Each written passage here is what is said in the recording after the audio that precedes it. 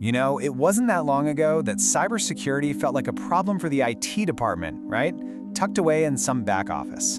Well, that world is long gone. Today, protecting our digital lives isn't just an IT issue.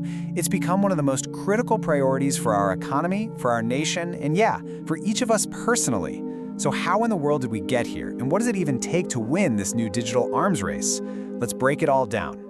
All right, so here's our game plan. We're going to start with why cybersecurity suddenly became such a huge deal for everyone. Then we'll dive into the real scale of the threat we're facing and see how companies are fighting back on the front lines. We'll even unpack a pretty radical new defense strategy called Zero Trust.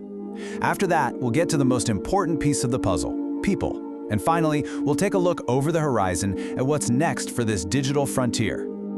Okay, first up, let's talk about why this whole topic moved from the server room right into our living rooms.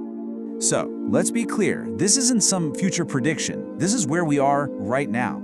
The lines between national security, economic security, and your own personal security have completely dissolved. A threat to our government's data is a threat to our economy, and a threat to a company you use can quickly become a very real threat in your own home. So what happened? What forces pushed this change into overdrive? Well, honestly, it's the world we've all built. Think about it. The massive sudden shift to remote work, our total reliance on the cloud for just about everything, the sheer convenience of digital payments, and of course, the explosion of connected devices. I'm talking everything from your smartwatch to your refrigerator. All of these things have dramatically expanded the digital territory that we have to defend, and every single new connection is a potential new way in for the bad guys. And you can bet this huge new digital landscape has not gone unnoticed. As our dependence on technology has skyrocketed, so has the threat.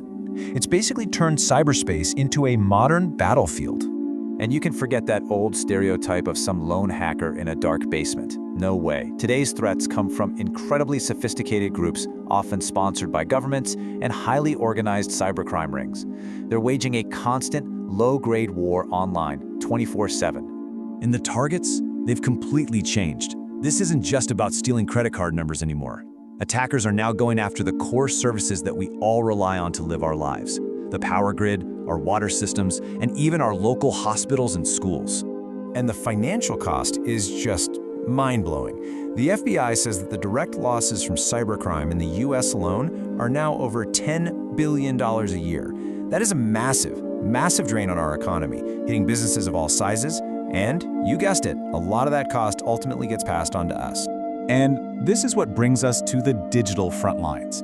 The work that's happening inside these security operations centers, this constant monitoring and defense, is what makes sure our real-world services, everything from telehealth appointments to emergency response, can actually keep running without being taken down. So, with stakes this high, it's absolutely no surprise that corporations are now on the front line of this digital war. And believe me, they are investing like never before. It really boils down to three huge pressures. First, you've got regulators who are coming down hard with much stricter data protection rules. Second, the financial risk is just astronomical. IBM's research shows that the average data breach can easily cost a company millions and millions of dollars. And third, maybe the worst of all, is the damage to their reputation. Losing customer trust can permanently destroy a brand. So how do you possibly defend against a threat this complex? Well, the old way of doing things, building a big digital wall around your company, that classic castle and moat approach, that just doesn't work anymore. And that's led to a really radical new philosophy for defense. This simple phrase, never trust, always verify, is the absolute core of the Zero Trust security model. See, the old model basically assumed that if you were inside the company's network, you were a good guy, you were trusted. But Zero Trust, it throws that whole idea right out the window.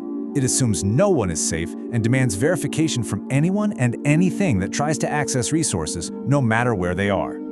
So what does that actually look like? Well, in practice, it means that every single attempt to connect, whether it's from an employee working from home, a partner company, or even a smart thermostat in the office, is treated with suspicion. It's sometimes called perimeterless security because there's no such thing as a safe internal network anymore. Instead, every connection has to prove who it is, and even then, it's only given the bare minimum access it needs to do its job and absolutely nothing more. But here's the thing. All this amazing technology is really only half the story. The most critical, and yeah, often the weakest link in any security chain isn't the code, it's the people. Now, on the professional side, we are facing a huge challenge.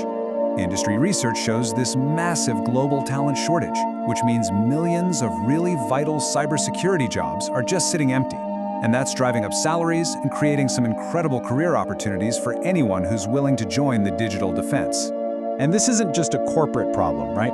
We are all facing a daily barrage of threats. Things like phishing emails, those fake messages trying to trick you into giving up your passwords, or sophisticated crypto scams, fake job offers, and constant attempts to steal our identities and take over our social media accounts. It's relentless. And that's exactly why our own personal digital habits matter so much more than you might think.